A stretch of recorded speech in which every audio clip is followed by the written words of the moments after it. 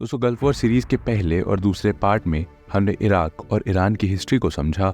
हमने समझा कैसे दोनों देशों में ब्रिटिशर्स और अमेरिका की दखलंदाजी की वजह से सैन्य तख्ता पलट और कुर्सी को लेकर षड्यंत्र रचे गए।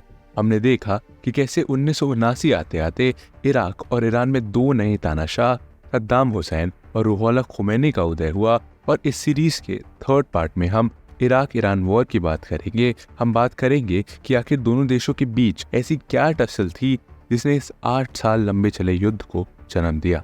दोस्तों, हम बात करेंगे कि कैसे इस युद्ध ने इराक को गल्फ वॉर के मुहाने पर लाकर खड़ा कर दिया। और दोस्तों, ये वीडियो गल्फ वॉर को समझने की सबसे महत्वपूर्ण कड़ी है, इसीलिए इस वीडियो में अंत तक बने रहें। साथ ही इस टाइप की हाईली रिसर्च्ड एनिमेटेड वीडियोस बनाने में काफी समय लगता है, तो अगर आप ऐसे ही और वीडियोस देखना चाहते हैं तो इस चैनल को जरूर सब्सक्राइब करिए और ऐसे कंटेंट के लिए अपना अप्रिशिएशन कमेंट सेक्शन में जरूर बताइए। चलिए अब आगे बढ़ते हैं वीडियो के साथ। Reason behind Iraq Iran war. दोस्तों, इराक ईरान वॉर जिसने लगभग 10 लाख लोगों को मौत के मुंह में ढकेल दिया था, आखिर ये हुई क्यों? सबसे पहले हम यही जानना शुरू करते हैं। दोस्तों, इस युद्ध के होने के पीछे वैसे तो कई सारे कारण हैं, लेकिन अगर इसके सबसे बड़े कारण की बात की जाए तो वो है इराक और ईरान के बीच कई सालों से चला आ रहा टेरिटोरियल डिस्प्यूट। दोस्तों, दरअसल इराक और ईरान जो एक दूसरे के पड़ोसी देश हैं, दोनों देश एक साथ शत अल अरब नाम की लगभग 200 किलोमीटर लंबी नदी को शेयर करते हैं। ये नदी यूफ्रेट्स और टिग्रिस नदी के संगम पर बनती है, जिसका मोस्टली हिस्सा इराक में आता है। शत अल अरब इराक से होकर ईरान के बॉर्डर को टच करते हुए पर्शियन गल्फ में जाकर मिलती है। और अगर इसे व्यापार की दृष्टि से देखें तो ये नदी मिडिल ईस्ट में काफी इंपॉर्टेंट रोल प्ले करती है। यही वजह थी कि हमेशा से इराक और ईरान दोनों देशों में इस नदी पर अपने कंट्रोल को लेकर डिस्प्यूट होते रहे हैं। इन डिस्प्यूट्स को एंड करने के लिए 1937 में दोनों देशों के बीच एक ट्रीटी हुई, जिसमें ईरान को अपने ऑयल टैंकर्स और सामान की आवाजाही के लिए इराक को टैक्स देना था। ये डील लंबे समय तक चली, लेकिन जब 1959 में रेजा पहलावी ने ईरान की कमान अपने हाथों में संभाली, तब उन्होंने 1937 में हुए एग्रीमेंट को बचकाना बताकर इराक को टैक्स देने से मना कर दिया। यहाँ इराक ने ईरान का विद्रोह किया, उसे धमकाया और बोला कि अगर वो टैक्स नहीं देता है तो अंजाम भुगतने के लिए तैयार रहे। लेकिन 1950 के दशक में इराक की ऐसी हालत नहीं थी कि वो सच में ईरान पर हमला कर सके, क्योंकि ये वही समय था जब ईरान के सर पर अमेरिका का हाथ हुआ करता था। और दोस्तों, अगर आपको हमारी लास्ट 2 वीडियोस याद होंगी तो आपको मालूम होगा कि 1950 के समय ईरान जहां रेजा पहलावी के राज में स्टेबल हो चुका था, वहीं इराक में एक के बाद एक तख्ता पलट हो रहे थे। इसीलिए जहर का घूंट पीते हुए इराक ने ईरान की बात मान ली, जिससे कहीं ना कहीं दोनों देशों के बीच की खटास और बढ़ गई और दोनों के बीच में युद्ध होने के पीछे ये एक बड़ी वजह थी। इसके अलावा दोनों देश हमेशा से एक दूसरे के इलाकों में विद्रोही गुटों को फंड किया करते थे। और इराक जो कम्युनिटीज के मामलों में काफी डाइवर्स कंट्री है, इसके नॉर्दर्न हिस्से में कुर्दिश लोग रहा करते थे। और अब ईरान ने यहाँ के कुर्दिश लोगों को फंड कर उन्हें सैन्य सहायता मुहैया कराकर उनसे इराक के नॉर्दर्न हिस्से में बगावत की बिगुल बजवाता था, जिसे शांत करने में इराक का काफी पैसा और एनर्जी खर्च होती थी। दोस्तों, यहाँ पर मैं आपको एक इंटरेस्टिंग फैक्ट और बताता हूँ कि कुर्दिश रेबल्स को अकेले ईरान से ही फंडिंग नहीं मिलती थी, बल्कि ईरान का सपोर्ट करते हुए रेबल्स को अमेरिका की CIA और इसराइल की मुसाद भी फंड किया करती थी, ताकि इराक का मिडिल ईस्ट में इन्फ्लुएंस कम किया जा सके। और इसी वजह से इराक ईरान से नफरत किया करता था। लेकिन ऐसा भी नहीं था कि इराक खुद दूध का धुला हुआ था। दोस्तों, इराक भी ईरान के सदर्न पार्ट में मौजूद खुजिस्तान प्रोविंस को अपना हिस्सा बताकर उस पर क्लेम किया करता था। और ईरान और इराक की इसी टेरिटोरियल टसल की वजह से दोनों देशों के बीच आए दिन बॉर्डर पर गोलाबारी होती रहती थी, जिससे दोनों देशों के बीच हमेशा तनाव बना रहता था। इन रीजंस के अलावा वॉर होने के सबसे बड़े रीजन रूहुल्लाह खुमैनी भी थे, क्योंकि 1979 में जब खुमैनी ईरान के शासक बने, तब पूरे मुस्लिम वर्ल्ड के रेडिकल घरों में एक नई ऊर्जा का संचार हुआ और हर मुस्लिम कंट्री में ईरान की तरह रेडिकल वैल्यूज यानी शरिया लॉ पर आधारित सरकार बनने के लिए विद्रोही गुट खड़े होने शुरू हो गए। अब दोस्तों, क्योंकि इराक ईरान की तरह ही एक शिया बहुल देश था, जहां पर सद्दाम हुसैन की बाथ पार्टी का शासन था, जो एक सुन्नी मेजॉरिटी सेक्युलर आइडियाज पर बेस्ड पार्टी थी, उनको इस बात का डर सताने लगा कि ईरानी रेवोल्यूशन की ये चिंगारी कहीं इराक की पॉपुलेशन के 70% शियाओं में भी ना भड़क उठे। और हुआ भी कुछ ऐसा ही। खुमैनी ने सत्ता में आते ही सद्दाम के खिलाफ बयानबाजी शुरू कर दी और इराक के शियाओं को सद्दाम के खिलाफ आवाज़ बुलंद करने का पैगाम देना शुरू कर दिया। इससे सद्दाम हुसैन कहीं ना कहीं ट्रिगर हुए और ईरान के साथ वॉर शुरू करने के लिए मजबूर हो गए। इसके अलावा दोस्तों, जब ये दोनों तानाशाह सत्ता में आए तब खुमानी और सद्दाम दोनों ही मिडिल ईस्ट में अपने देश को पावरफुल बनाना चाहते थे। और यही नहीं, दोनों की नज़रें एक दूसरे के ऑयल रिसोर्सेज पर भी थी, जहां ईरान का खूजेस्तान प्रोविंस और इराक का बसरा रीजन ऑयल रिजर्व से भरा हुआ था, जिसको दोनों ही देश एक दूसरे से हथियाना चाहते थे। तो दोस्तों, इन रीजन्स की वजह से कहीं ना कहीं इराक और ईरान में सालों से टसल चलती आ रही थी। और इसीलिए जब 1979 में सद्दाम और खुमानी सत्ता में आए, तब दोनों देशों के बीच इतिहास और सद्दाम एवं खुमानी के क्रूर रवैये को देखते हुए लोगों ने इराक और ईरान के बीच युद्ध का अनुमान ऑलरेडी लगा लिया था। और दोस्तों, क्योंकि मैं आपको ऑलरेडी अपनी लास्ट ईरान वाली वीडियो में बता चुका हूँ कि खुमानी के आने से ईरान पर अमेरिका और कई वेस्टर्न कंट्रीज ने सैंक्शंस लगा दिए थे, तो ईरान भी इस समय पॉलिटिकल अलायंसेस और इकोनॉमी के मामलों में काफ़ी कमज़ोर पड़ चुका था। और दोस्तों, इस वजह से सद्दाम हुसैन को लगा कि ईरान पर अटैक करने का यही सही मौका है। और सद्दाम का अनुमान था कि जिस तरह की कंडीशन में ईरान आज है, अगर इस पर अटैक किया गया तो इराक अगले 2 हफ्तों में ही ईरान पर कंट्रोल कर लेगा, जिससे बरसों से चली आ रही सिरदर्दी खत्म हो जाएगी। Iraq Iran war.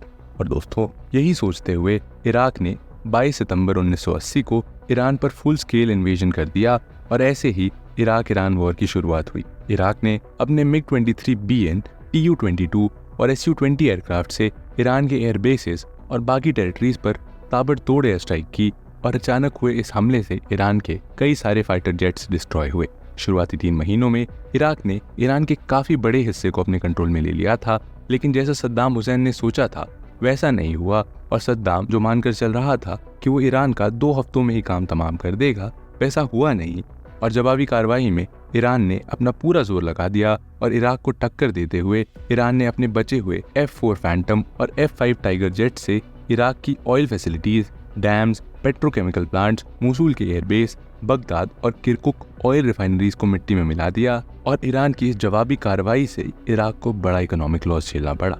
ईरान, जिसके पास सिर्फ सीरिया और लीबिया जैसे छोटे देशों का सपोर्ट था, उसने अपने दम पर जून 1982 में अपनी सभी टेरिटरीज को इराक से वापस ले लिया। और इराकी आर्मी, जिसके सपोर्ट में Soviet union, United states, Germany, France और सऊदी अरेबिया और कुवैत जैसे अरब देश भी थे, उसको प्री वॉर बॉर्डर लाइन से पीछे ढकेल दिया। इस टाइम पर आकर सद्दाम को ऐसा लगने लगा कि उससे भारी मिस्टेक हो गई है। भारी मिस्टेक हो गया सर। और उसने अमेरिका से सिफारिश लगाते हुए युद्ध को यहीं एंड करने की मांग की। और जैसा कि मैंने आपको पहले ही बताया था कि खुमैनी के आने से अमेरिका की ईरान में ऑयल इंटरेस्ट खतरे में आ गए थे, इसीलिए अमेरिका यहाँ भी किसी भी हालत में ईरान को इराक पर जीतता हुआ देखना नहीं चाहता था। इसीलिए उसने अपने पपेट यूनाइटेड नेशंस को ऑर्डर देकर युद्ध को रोकने के लिए United nation security council resolution 514 को पास करा दिया। लेकिन दोस्तों, खुमानी ने यूएन के रेजोल्यूशन को नजरअंदाज करते हुए उल्टा इराक पर ही एक फुल स्केल इन्वेजन शुरू कर दी, जिसके बाद लगभग अगले 5 सालों तक दोनों देश युद्ध में उलझे रहे। और 1984 में ईरान, जब कई इंटरनेशनल सैंक्शन झेलने के बाद इकोनॉमिकली वीक हो चुका था, उसके पास फाइटर्स भी कम बचे थे, तो जैसे जैसे युद्ध का समय बीतता गया, ईरान युद्ध में यंग बच्चों को सोल्जर्स बनाकर भेजने लगा। इसके बाद 1986 आते आते दोनों देश एक दूसरे के खिलाफ केमिकल वेपन्स का इस्तेमाल करने लगे, जिससे भारी मात्रा में सिविलियंस की मौत हुई। लेकिन दोस्तों, इतना सब होने के बाद युद्ध में अवरोध पैदा हो गया था और दोनों देश कहीं ना कहीं वॉर में फंसते हुए नजर आ रहे थे, जिससे दोनों ही देशों को इकोनॉमिक लॉस हो रहा था। दूसरी तरफ अरब के बाकी देश भी चिंता में थे और उन्हें सद्दाम की तरह डर लगा हुआ था कि अगर ईरान ने इराक कब्जे में ले लिया तो कहीं ना कहीं जो इस्लामिक क्रांति ईरान में आई है वो पूरे अरब वर्ल्ड में आ जाएगी, जिससे उनकी सत्ता खतरे में बढ़ जाएगी। हालांकि दोस्तों, इस मुद्दे की चर्चा मैंने आपसे लास्ट वीडियो में की थी, लेकिन अगर शॉर्ट में बताऊं तो ये क्रांति इस्लाम के मॉडर्नाइजेशन के खिलाफ थी। इसीलिए अरब वर्ल्ड ने दोनों देशों के बीच एक बार फिर नेगोशिएशन की बात शुरू कर दी। एक बार फिर यूएन को दोनों देश के बीच सुलह कराने के लिए लाया गया और इन दी एंड जुलाई 1988 में ईरान ने यूएन के cease fire declaration, security council resolution 598 को एक्सेप्ट कर इस युद्ध को खत्म कर दिया। 8 सालों तक चला ये युद्ध इन दी एंड ऑफिशियली 20 अगस्त 1988 को आकर एंड हो गया। और दोस्तों, ये युद्ध एक ओपन चैप्टर के साथ खत्म हुआ, क्योंकि यहाँ किसी भी देश की जीत या हार डिक्लेयर नहीं की गई थी और हमेशा की तरह दोनों ही देश खुद को जीता हुआ बताते थे। बट ऑफिशियली ये वॉर बिना किसी रिजल्ट के, बिना किसी देश की टेरिटोरियल लॉस के साथ एंड हुई। इराक ईरान वॉर के आफ्टरमैथ की बात करें तो इस युद्ध में दोनों साइड के लगभग 10 लाख लोग मारे गए और अनुमान लगाया जाता है कि इस युद्ध में दोनों देश का लगभग 1.2 ट्रिलियन डॉलर पैसा खर्च हुआ। दोस्तों 1.2 ट्रिलियन डॉलर ये इतना पैसा है कि इसका अंदाजा आपको केवल इस बात से लग जाएगा कि इंडिया की जीडीपी आज 2024 में 4 ट्रिलियन डॉलर की है और ये दोनों देश 1980 में ही 1 ट्रिलियन डॉलर्स को युद्ध में खर्च कर चुके थे और इसका परिणाम भी सामने था। इस युद्ध ने इराक को कर्जे में डुबो दिया था। इराक का डेट उसकी जीडीपी से 1000% ज्यादा हो गया था। इराक उस समय का सबसे लोएस्ट जीडीपी वाला देश बन गया था। उसके ऊपर इंटरेस्ट का लगभग 130 बिलियन डॉलर का कर्जा आ गया था, जिसमें से 21 बिलियन डॉलर्स उसको वेस्टर्न कंट्रीज से मिला था। लेकिन दोस्तों सबसे ज्यादा कर्जा इराक पर सऊदी अरब और कुवैत का हो चुका था, जो कि लगभग 67 बिलियन डॉलर्स था। और दोस्तों यहाँ आपको बता दूं कि इराक का यही कर्जा इन दी एंड गल्फ वॉर का एक मेजर रीजन बना। इराक ऑलरेडी कमजोर हो चुका था और बाकी रही कसर यूनाइटेड नेशंस ने इराक के ऊपर 200 बिलियन डॉलर्स का फाइन लगाकर पूरी कर दी, जो इराक को इन्वेजन के विक्टिम्स को एज अ कॉम्पनसेशन देने थे। कुल मिलाकर इराक ईरान वॉर जो लगभग 8 सालों तक चला, जब ये वॉर खत्म हुआ तब इन दी एंड किसी भी देश को कुछ भी हासिल नहीं हुआ था। उल्टा दोनों ही देश भारी कर्जे में डूब गए। ईरान, जिसकी सैंक्शन के चलते पहले ही हालत खराब थी, उसने तो कैसे भी करके इस सिचुएशन को हैंडल कर लिया, बट इराक में मौजूद सद्दाम हुसैन वॉर के इस कर्जे को हैंडल नहीं कर पाया और 1990 में एक बार फिर अपनी 10 साल पुरानी गलती को दोहराते हुए कुवैत पर हमला कर गल्फ वॉर की शुरुआत की। और दोस्तों इस सीरीज के आखिरी पार्ट में हम फाइनली गल्फ वॉर की बात करेंगे, जिसने पूरे मिडिल ईस्ट की दशा को बदल दिया था, जिसने सद्दाम हुसैन को फांसी के फंदे तक पहुंचाने का काम किया था, जिसने पूरे विश्व को एक साफ संदेश दिया था कि बिना मिडिल ईस्ट के उनका एग्जिस्टेंस ही संभव नहीं है। खैर दोस्तों, ये था एंड इस वीडियो का। कैसा लगा आपको ये वीडियो जरूर बताइए कमेंट सेक्शन में, और अगर आप ऐसे ही और वीडियोस देखना चाहते हैं तो इस वीडियो को ज़्यादा से ज़्यादा शेयर करिए। मिलते हैं आपसे अगले वीडियो में, तब तक के लिए जय हिंद।